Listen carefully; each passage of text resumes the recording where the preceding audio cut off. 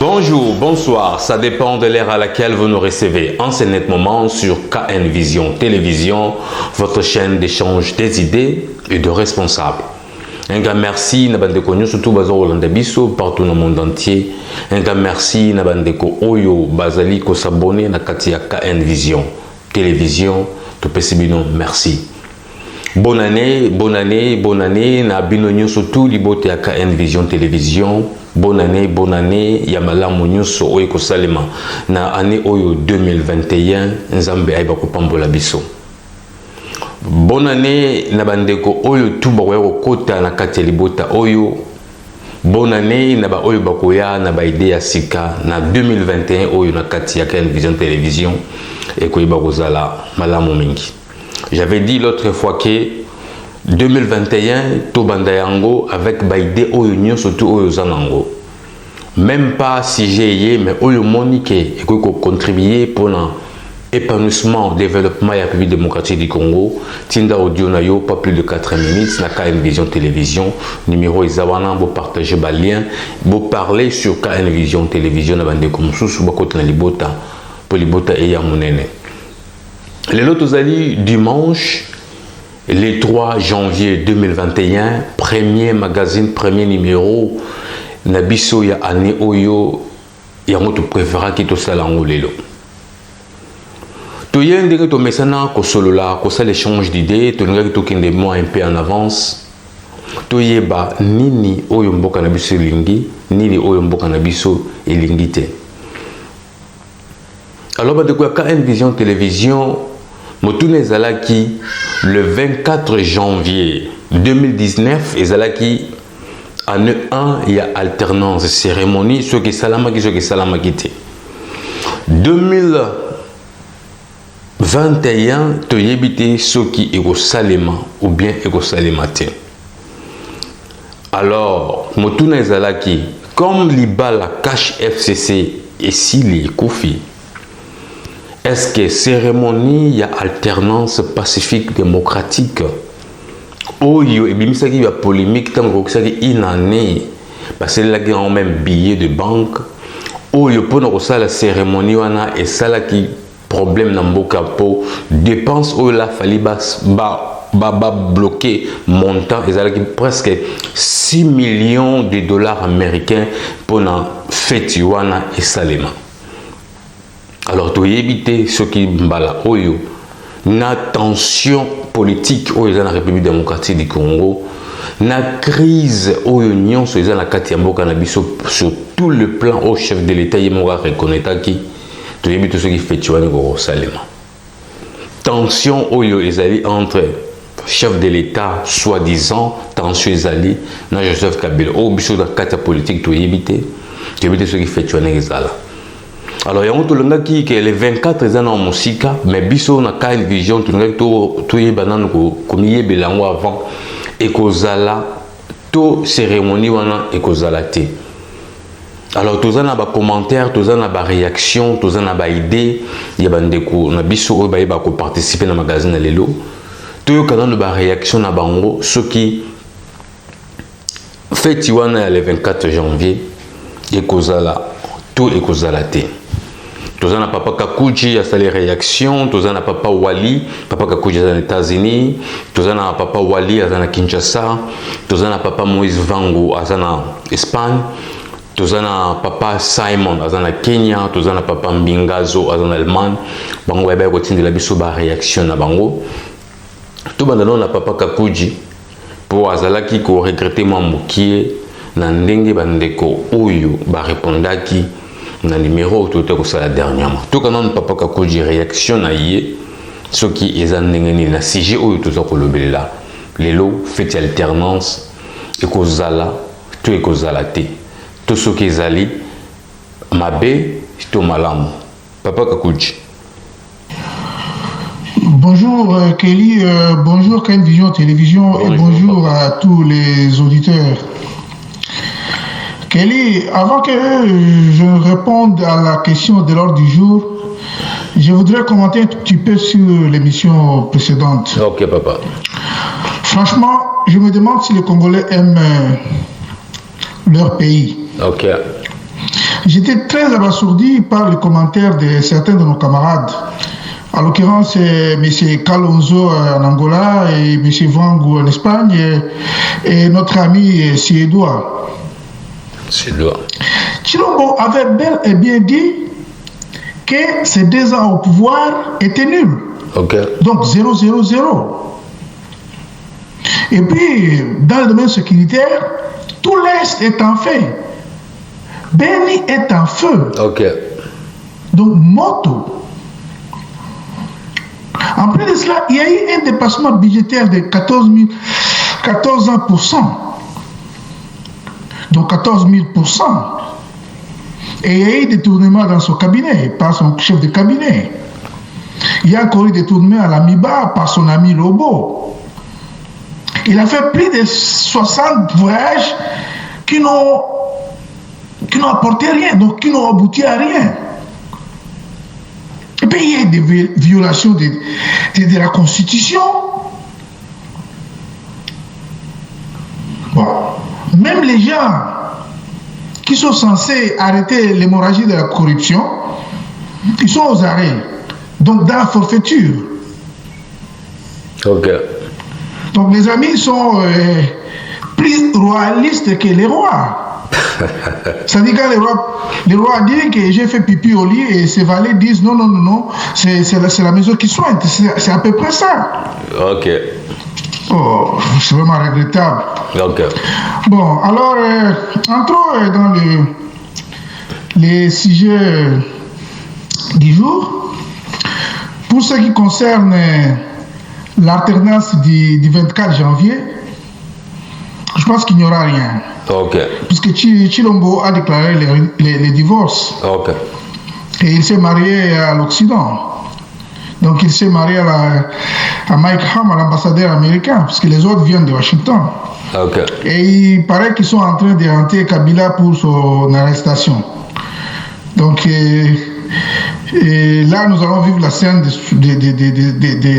1960 où Lumumba Tshombe était arrêté pour rien, tué.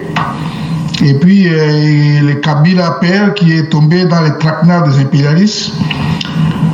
Vous voyez, c'est ce qui va arriver.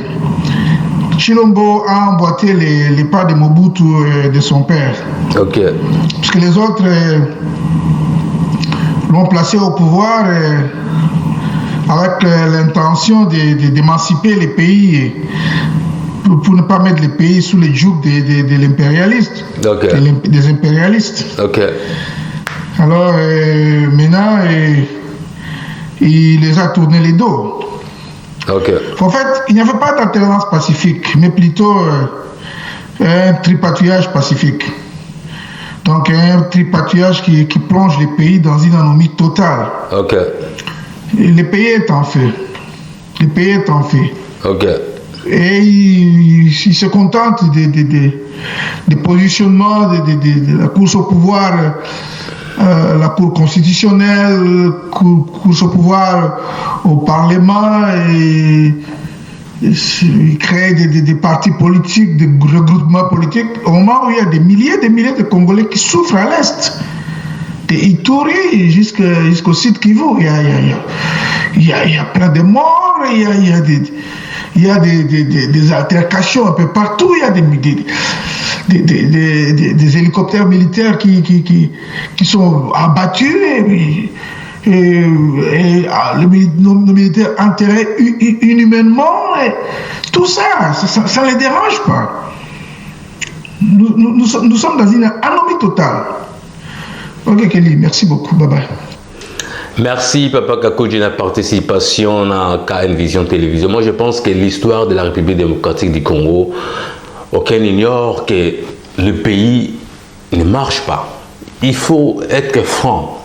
Le pays est par terre. Donc il faut chercher par tous les moyens pour que Mboka Nabiso ait Bakola Moka. il faut pas dans le bas chaque fois, il faut pas tous à la fanatique moko naïveté, parce qu'il y a des gens qui font des analyses que les pays ne marchent pas, on les voit comme ça, mais tout le monde dit que le pays ne marche pas. Alors cherchons des voies et moyens pour que le pays ait côté les mains, pour que tout ait place où tous aller, parce qu'on ne peut pas continuer à vivre comme ça.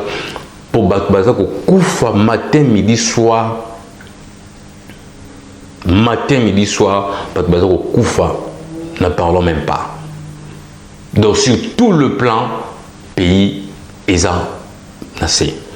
Tout quand nous papa Simon na Nairobi Kenya, ce qui à le Bénin na makambo ya fête alternance le 24 janvier et que vous allez il y a un frère qui m'a aussi demandé que papa Kelly ce qui fait tuana ezali mais Kabila a y été ou bien fait tuana et que donc cela veut dire que dans alternance sur les salama qui n'ont kaka pour na ba congolais et salama n'ont kaka pour na batumi balé n'a évité ce pas de tous bordalement ma réponse à couper ça oui bah pour répondre frère en tout cas non papa Simon ce que le baini bonsoir bande connu surtout yaka N Vision TV meilleur V bonne année meilleur V nayo les grands journalistes merci meilleur V 2021 est l'année à grâce. L'année Mogo, il y a de grandes choses. Merci. Il y a Maramamine et pour la KN Vision TV. Ok. Oui, par rapport à Motuna, là, c'est les 24 ans. Bon, premièrement, on va passer les plans négatifs d'abord. Ok. Le niveau de bâti qui est celui qui, pour saluer l'alternance, Nambo, Kaetika, la date Mogo. Historique tout bon. Ils ont date historique bien sûr, mais éthique la date moro boye ba férié non. OK. Bon cannabis faut tout apprendre makamoussous. OK. Tout apprendre makamoussous la rakenon qui président assisi mandat naé va saler l'élection président Sikakoti. OK. Et ngolo bagete que non date ya nini ya o salama qui wana le 24 o salama qui alternance wana il faut que tika la date moko férié. OK. Alors surtout comme on misango ba extra na kate non o ba mboka aussi na mo extra parce que salama. OK. Ba la démocratie ezali salama. Bon si le plan mususu na ko loba ya ezaki non eza mala. OK. Bon pour ngai ndeko Kabila ayate eza na ngope problème te. OK. Parce que bakope au territoire ngote bakope egoza na ngope na marque moko ya ko méditer. OK. Ba fa na bango ba méditer avec non le 24 euro démocratie salamara pour la première fois na mboka. OK. Oui. Ngolo la ka teka ba foka ka Kabila ya sala ba cérémonie moko boy non ça ce n'est pas ça. Et comme fête ya indépendance toni. OK. Papa, mboka na biso Congo ba journée férié qui trop. Okay. Trop. Tout le monde a la Congo. Ah, la Congo tout ça, bah oui, la journée fériée, les misères, le roi à Congo. Janvier, il y a pas de aujourd'hui les 4 fériés. Oui, les 16, les 17 fériés. Yeah. Papa. Mboka dans la férié, belé. Il faut pas le molango. Il faut le président de la République à le molango. C'est important. OK. Nous disons l'alternance c'est les 24 ans. Oui, l'alternance c'est pour la première fois. Nous avons la méditation. Nous devons surtout méditer à la maison. Oui, il faut passer la cérémonie pour permettre à Kabila et à Banini. Mais pourquoi on est dans la normalité? Kabila est un exemple. Par force, il y a un numéro comme ça là. Par force, il y a un Kennedy. Comme M. Saraki Ango, accueilli, oui. Et comme je non, chaque mandat, surtout, ceux qui posent à Sikakoti, alternance c'est salama. Vous avez malade.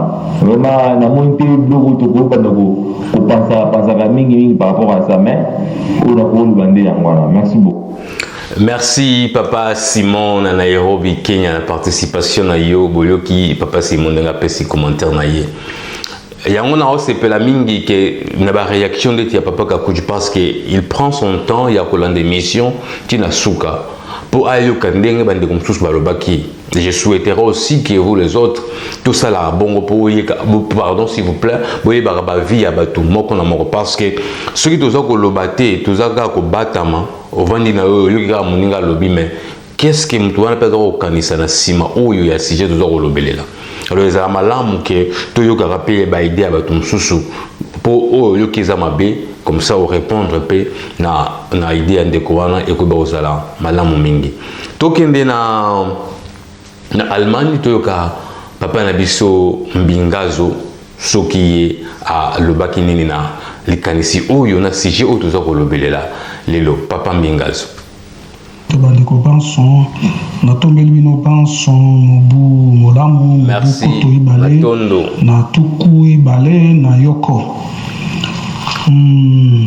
nazali na moke ya koloba kaka na mai matali milulu ya le 24 janvier na mobu oyo mpona ko babengi kosala commémoration ya prise de pouvoir ya Félix oyo ndeko alobi alternance démocratique et pacifique. Ça c'est déjà ma possibilité. Peuple, est-ce que vous avez un peuple? Le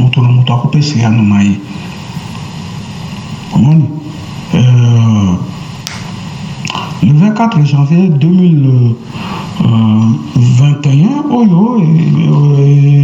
ils allaient le 24 janvier, il y a Miloulouté.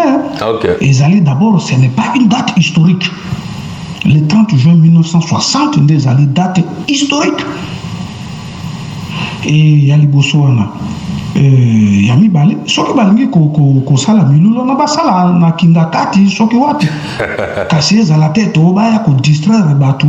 Ngwaza na pokoso ebele mikakatano eleki mingi na ngambo ya biso kuna na monyele kuna babiangi na lifalase est bandeko na biso baza koboma bandeko ba biso ba dongolo miso bazali kuna batu ya balak batu ya Sokoto ya ngambo kuna ba Rwanda bazali pa na biso kuna balati bilamba ya ba Sokoto balati Sokoto ya ba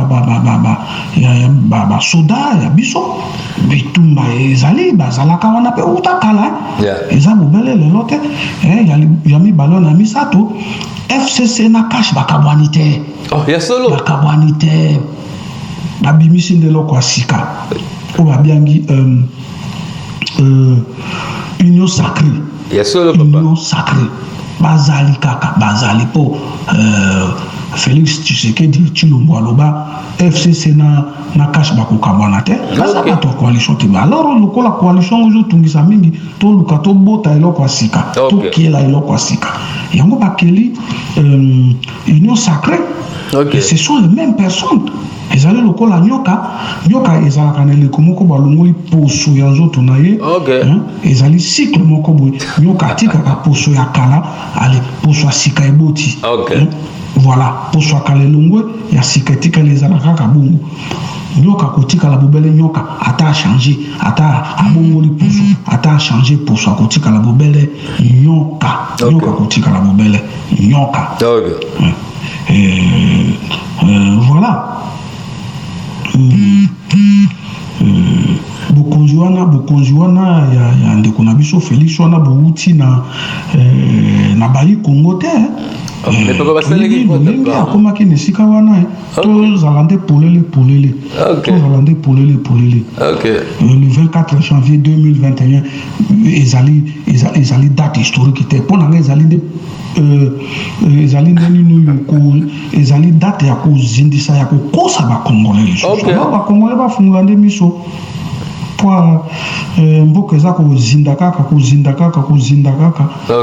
soki otali kote ya enseignement eza mawa mingi okolelama ya miso ndeko keli na nsima wana kotindelo elili moko etelo moko eza na maluku soki otala mona mama bokanga motema mpo okoki kolela en tant que père et na maman en tant que mère vous en tant que parent bokoki kolela mpo eza somo. Où va le Congo?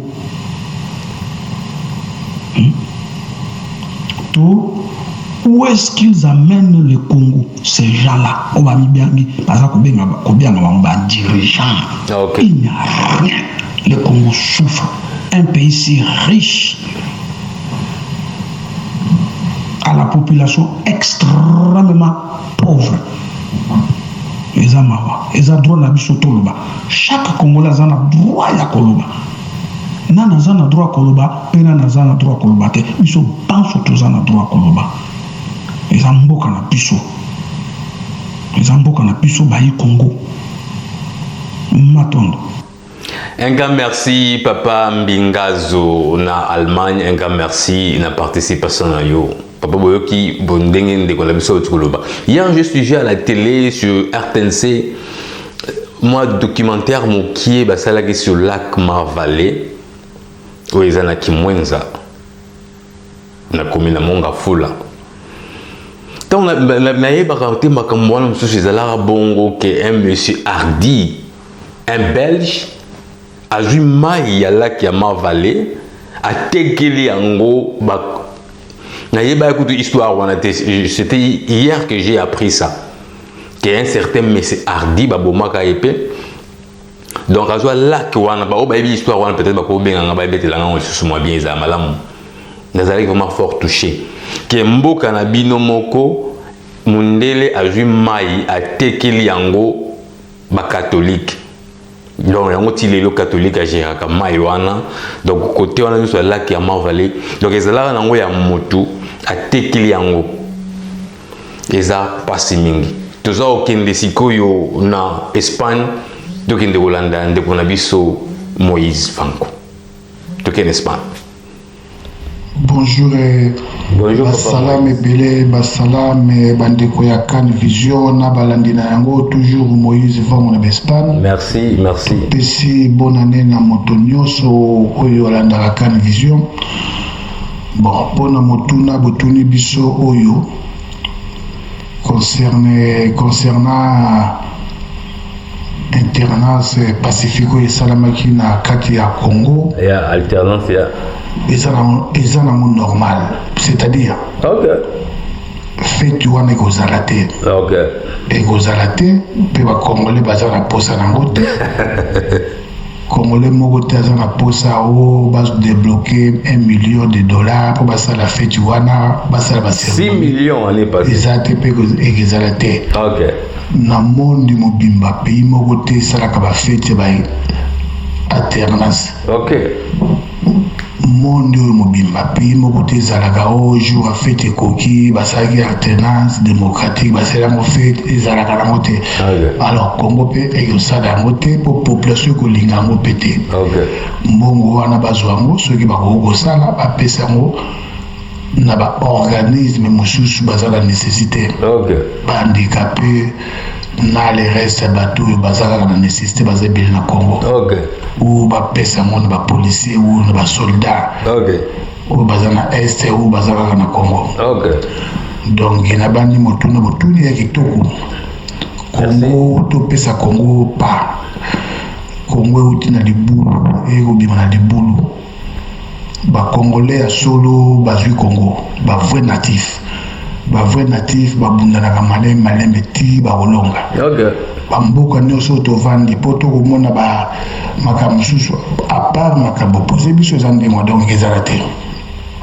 Mais na commentaire mususu moke ba ko critiquer Félix voilà za ko bina na prière à sala que non.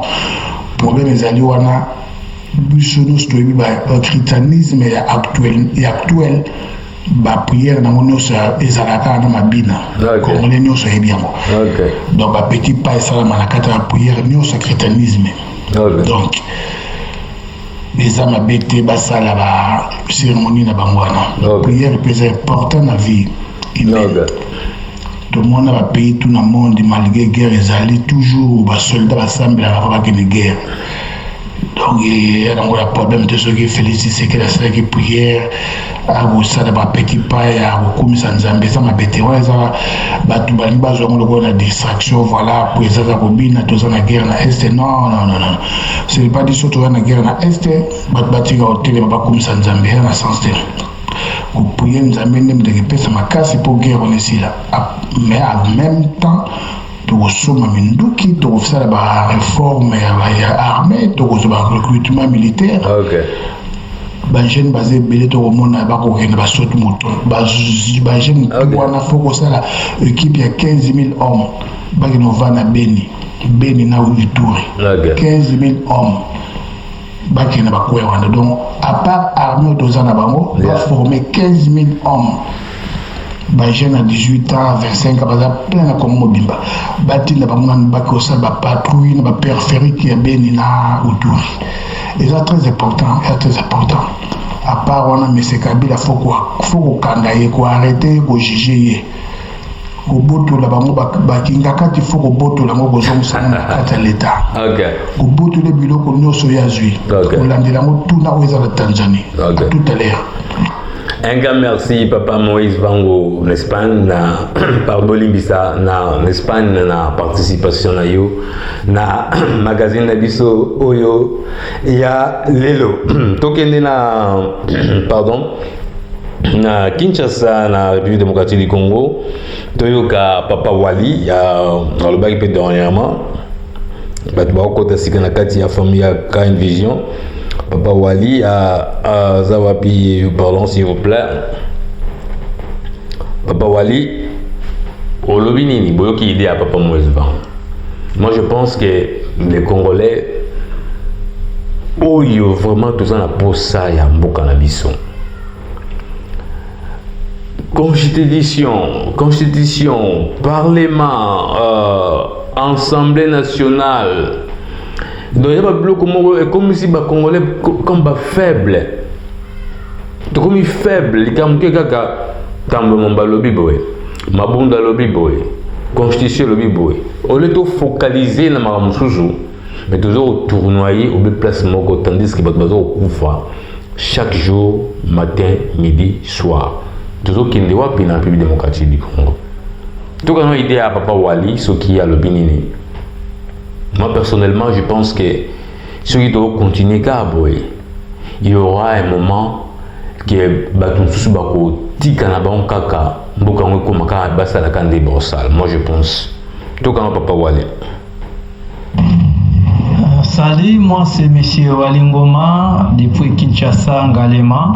Merci. Pour l'angana ko yanola boye na kotala ndenge makambo zeko leka na mboka. D'abord pour cérémonie on a le 24 janvier il y a alternance et Salema et que c'est ngambongo belé et bima pour la cérémonie on a fait tourner Salema. Pendant que la population souffre bon bah ça la fait tourner. J'espère que je crois que copie ça moi polémique ma casse na kati ya mboka et ko créer pe mo makambo ba attention mususu comme on a que population souffre mais on va ça la fête na bango et alternance. On a première idée. Deuxième ezali que ce qui fait tu as et Salemi et que Joseph Kabila a été et que le bapé belé parce que Salama qui ba moi balé bazala qui pour alternance on est Salama o ya kei o article mninga place parce que depuis que le monde fait monde c'est la toute première fois la RDC le Kwana et Salema bien que tu ebi bablo running ezala qui mais toutefois et que paye sa image moko ya mabe. De trois ce qui paye Salemi c'est que bakabwa na ba monter mariage yango ezali kaka libala yango ezali parce que celui total est bien président Kabila l'ex-président Kabila hier azali déjà mon conseiller oyo asimbi FCC oyo bato qui ne prêter allégeance c'est pas inaye donc ceux qui cérémonie ni ko salema ke yepe azali wana c'est qu'il bala ngo kufina ngote c'est bazo ko sana bango biso alors on a préféré na idée nanga kutu esalema te ezala pété tout va dans la kimio tout ça non parce que ba fêter na ba difficulté ba fêter na ba souffrance comment les loko ndenge wana ko matisa ba tension mososo donc le président Félix Antoine Tshisekedi azala mayele azala pena ba conseiller malamu o ba komeka ko sunga na repese moi likanisi pour les loko wana vraiment mon moké na zaina ya contribuer yango wana merci beaucoup. Merci beaucoup Papa Wali na Kinshasa Ngalema ndenge yemoko otikoloba. Est-ce que ba conseiller chef de l'État ba conseiller Kaye? Est-ce que ba conseiller au baza tout autour ya président de la République? Est-ce que baza ko sala pour tout le monde c'est comme si chef d'État au sala tout ma surtout yemoko. Nous osons croire que au surtout lobby de oui bon ça les matériaux tout le monde a souhaité que cérémonie wana et salema. Un grand merci, Nabino surtout de KN Vision Télévision, s'il vous plaît. Vous parlez sur KN Vision Télévision, vous yebisa bandeko ba s'abonner, bo cliquer cloche ya notification pour que chaque fois totie numéro na biso bozala bataliboso ya kozwa yango. Botika malamu, on est ensemble, tokutana prochainement na numéro mosusu. Bye bye.